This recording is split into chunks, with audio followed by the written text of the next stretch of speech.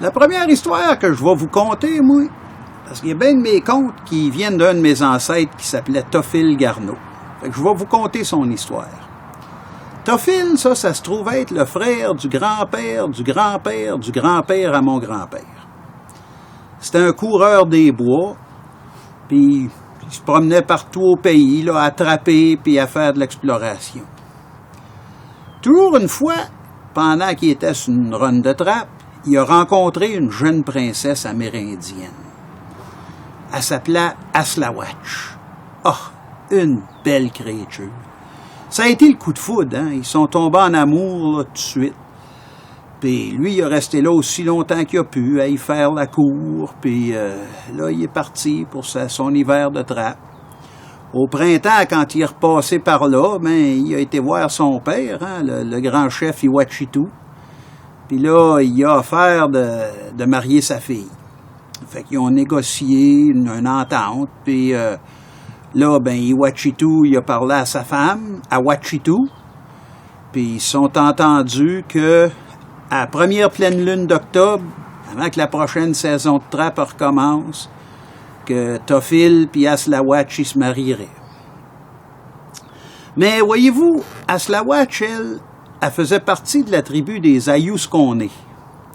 Ça, les Ayuskone, c'est une tribu ça, qui était reconnue pour le grand sens le manque complet d'un sens de la direction. Ils s'écartaient partout. Ils auraient pu s'écarter dans le fond de leur poche. C'était épouvantable. Ça fait que quand le temps décidé est venu pour le mariage, ben, Aslawatch et ses parents, ils n'ont jamais pu trouver la chapelle sur le bord du lac perdu où ce que le mariage devait avoir lieu. Ben, Théophile, il en a eu le cœur brisé. Ça l'a dévasté. Fait que là, il s'est juré qu'il se marierait pas, puis qu'il passerait sa vie à vagabonder. Fait que c'est ça qu'il faisait. Il se promenait de village en village.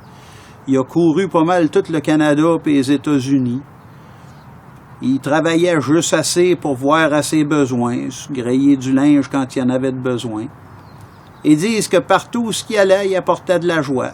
Des fois, c'est quand il arrivait, puis des fois, c'est quand il partait.